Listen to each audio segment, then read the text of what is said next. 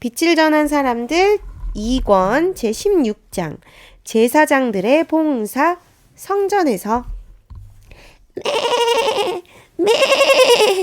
양들의 울음소리가 들립니다. 아버지, 양이 불쌍해요. 이 양이 꼭 죽어야만 하나요? 아들아, 아빠도 양이 불쌍하단다. 하지만 우리의 죄를 위해서 이 양은 죽어야만 한단다. 왜 우리가 죄를 지었는데 양이 죽어야 하죠? 그것은 이 양이 우리의 죄값을 받기 때문에 그렇단다. 하나님께서는 우리에게 우리의 죄를 대신해 어린 양을 잡아 제사를 드리라고 하셨단다. 그러면 우리의 죄를 용서해 주신다고. 이 양은 나중에 우리의 죄를 위해 죽으실 메시아를 상징한단다. 언젠가 메시아가 이 땅에 오셔서 우리의 죄를 대신 지고 죽으실 거야. 이 양은 그때에 죽으실 메시아를 상징한단다. 아버지, 그래도 너무 슬퍼요. 양이 불쌍해요. 그래, 이 슬픈 일이 더는 일어나지 않도록 하나님의 말씀에 순종하며 살도록 하자. 사람들은 저마다 어린 양을 가지고 성소로 모여들었습니다. 성소 밖은 많은 사람의 소리와 양의 울음소리가 섞여 떠들썩했습니다. 하지만 성소 안은 엄숙함이 흘렀습니다. 성소의 뜰을 막고 있는 휘장문을 열고 들어가면 넓은 뜰이 보입니다. 그때 제일 먼저 보이는 것이 바로 번제단입니다. 번제단. 제사장들은 번제단에 어린 양을 잡아 태웁니다. 어린 양을 태우는 연기가 하늘 높이 올라갑니다. 번제단에서는 아침 저녁으로 1년 된 어린 양이 불살라졌습니다. 이것은 이스라엘 민족이 매일 하나님께 헌신하고 예수 그리스도의 용서의 피에 의지한다는 의미를 담고 있습니다. 번제단을 지나면 물두멍이 나옵니다. 물두멍은 여인들이 바친 청동 거울을 녹여서 만들었습니다. 제사장들은 이 물두멍에서 손을 씻고 깨끗한 손과 발 그리고 마음으로 성소에 출입을 합니다. 이런 제사장들의 봉사가 매일 아침 저녁으로 이루어졌습니다. 그래서 언제나 성소의 뜰에서는 제사장들이 정숙하게 그리고 엄숙하게 봉사를 했습니다. 안식일 아침 이른 시간에 아론은 제사장들과 함께 성소로 향했습니다. 아론은 먼저 물두멍 앞으로 나왔습니다. 아론은 엄숙한 마음으로 물두멍에 손을 깨끗이 씻었습니다. 그리고 발 역시 깨끗이 씻었습니다. 손과 발을 깨끗이 한 아론은 고개를 숙이고 한참 동안 묵도를 합니다. 그 후 휘장을 열고 성소 안으로 들어갑니다. 성소 안은 7개의 가지가 나와 있는 촛대가 환히 밝혀주고 있습니다. 7촛대.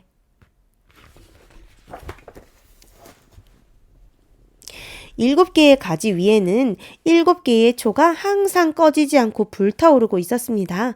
이 불이 꺼지지 않도록 관리하는 것도 제사장들의 중요한 임무 가운데 하나였습니다.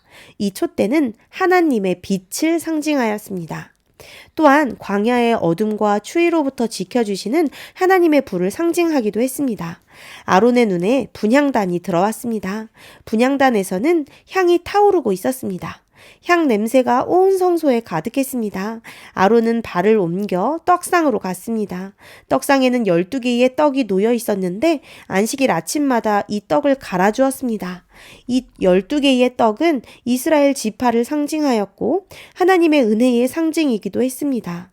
아론은 이 떡을 갈아주었고 성소에 있던 떡은 거룩한 떡이기 때문에 버리지 않고 제사장들이 나누어 먹었습니다. 성소 안은 2칸으로 분리되어 있었습니다. 떡상과 분향단, 촛대가 있는 첫째 칸에는 제사장이 매일 들어갔지만 두 번째 칸은 함부로 들어가지 못했습니다. 둘째 칸은 지성소라고 불렸습니다. 둘째 칸이 뭐예요? 지성소. 그곳은 1년에 딱 한 번만 들어갈 수 있었습니다. 지성소에는 하나님의 법궤가 놓여 있었습니다. 법궤 안에는 하나님께서 친히 써주신 10계명 돌판이 들어 있었습니다. 법궤 속에 들어있는 10계명은 하나님의 의와 심판의 대원칙이었습니다. 그 율법은 죄인에게 사형을 선고합니다. 사형, 죽음. 하지만 그 율법 위에 속죄소가 있었는데 그 속죄소에는 항상 하나님의 임재가 나타나 있었습니다. 이 속죄소는 법궤를 덮는 뚜껑과 같은 것입니다. 법궤의 뚜껑에는 두 그룹의 천사가 날개를 올려 법궤를 보호하고 있는 형상의 모양이 있습니다. 그런데 이 두 천사 사이에 항상 하나님의 영광이 비치고 있었습니다. 이 하나님의 영광을 쉐키나라고 해요. 쉐키나. 아론은 분향단의 향을 가지고 분향단 앞으로 나아갔습니다. 아론이 든 향이 첫째 칸과 둘째 칸을 가르는 휘장을 넘어 지성소의 법궤 위에까지 내려왔습니다. 향연이 올라갈 때에 하나님의 영광은 속죄소 위에 내려와 지성소를 가득 채웠습니다. 이스라엘의 기도와 함께 올라간 향연은 예수 그리스도의 완전한 의를 상징하며 이것은 믿음을 통하여 백성의 죄를 용서해주는 표가 되었습니다. 또한 아론은 양의 피를 분향단의 뿔에 발랐습니다. 이건 역시 예수 그리스도의 피가 백성의 죄를 용서해 줌을 상징했습니다. 아론은 성소에서의 봉사를 마치고 성소를 나왔습니다. 다른 제사장들은 아론이 아무 일 없이 나온 모습을 보며 안도의 한숨을 내쉬었습니다. 성소는 거룩한 곳이며 또 한편으로는 두려운 마음이 드는 곳이었기 때문입니다. 다른 제사장들은 혹시라도 아론이 하나님의 임재의 상징인 빛을 보고 잘못되지 않을까 걱정했던 것입니다. 아론이 성소에 출입할 때에는 특별한 옷을 입고 출입했습니다. 그 옷을 가리켜 에봇이라고 불렀습니다. 에봇. 에봇에는 12가지 보석으로 장식된 흉패가 붙어 있었습니다. 판결의 흉패. 그 보석의 이름은 석류석, 황옥, 남보석, 호박, 백만호, 자수정, 녹보석, 호만호, 벽옥, 홍보석, 녹주옥, 금강석이었습니다. 이 12가지 보석은 12가지가 아니라 11가지인데? 12가지인데? 다시 석류석, 황옥, 남보석, 호박, 백만호, 자수정, 녹보석, 호만호, 벽옥, 홍보석, 녹주옥, 금강석?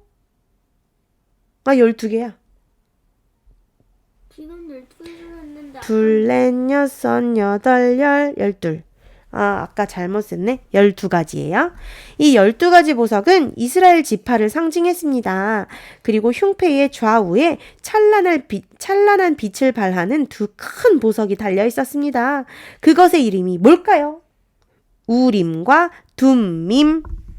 우림, 둠밈. 우림, 둠밈. 근데 아까 그 작은 보석 있잖아. 이것은 하나님의 뜻을 알려주는 중요한 역할을 했습니다. 대제사장이 하나님께 어떤 문제를 가지고 나아갔을 때 오른쪽에 있는 보석이 빛이 나면 하나님께서 찬성하신다는 표시였고 왼쪽에서 빛이 나면 하나님께서 찬성하지 않으신다는 표시였습니다. 그래서 이 두 보석은 매우 귀중하게 취급되었습니다. 우림, 둠밈. 아론은 성소의 모든 봉사를 마치고 성소를 빠져나왔습니다. 그의 장막으로 돌아온 아론은 거룩한 에봇을 벗고 그의 일상 복장으로 갈아입었습니다. 아론의 이마와 등에서 땀이 흘러내렸습니다. 아론은 매일의 봉사를 위해 성소에 들어가지만 언제나 긴장이 되고 떨렸습니다. 그래서 성소 봉사가 마쳐지면 그 긴장감이 풀려 오랫동안 의자에 앉아 쉬어야 했습니다. 과거 이스라엘이 광야에서 지낼 때에 만든 성소는 가죽과 천으로 만들어졌습니다. 오늘날로 말하면 거대한 텐트 같은 곳이었습니다. 성소에서는 양들이 제사를 위해서 매일 죽어야 했습니다. 그래서 성소는 온통 양의 피냄새로 가득했을 것입니다. 또한 양의 울음소리도 아침 저녁으로 끊이지 않았을 것입니다. 이런 곳이 성소였습니다. 오늘날의 교회의 모습과는 거리가 멀지요? 응? 그런 곳에서 제사장들은 매일 성소 봉사를 했습니다. 잔인하고 냄새나고 정말 힘든 일이었지만 매우 중요한 일이기도 했답니다. 왜냐하면 백성의 죄가 하나님께 드려지고 그 죄를 용서받는 거룩한 예식이었기 때문에 그렇습니다.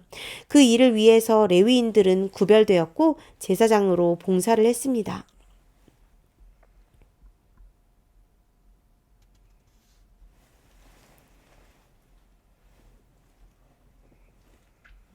베드로전서에 기록된 성경 말씀을 보면 목사님들만 제사장이라고 하지 않습니다. 우리 모두, 그러니까 봄이도 엄마도 모두도 역시 하나님께서 제사장으로 구별하여 세웠다고 나와 있습니다. 우리는 하나님께서 선택하신 민족이며 왕의 제사장입니다. 또 거룩한 나라이며 하나님께서 홀로 다스리는 나라의 백성입니다. 하나님께서는 그분의 행하신 놀라운 일들을 알게 하시려고 여러분을 어두운 가운데서 불러내어 그의 놀라운 빛 가운데로 인도하셨습니다. 우리 모두 역시 하나님의 거룩한 제사장들입니다. 우리에게도 막중한 책임이 있고 거룩한 부르심이 있는 것입니다. 이스라엘의 제사장들이 힘들고 어려운 일을 사명감을 가지고 잘 해낸 것처럼 우리도 하나님의 부르심을 생각하며 주님을 위해 일하는 어린이들이 되기를 바랍니다. 끝.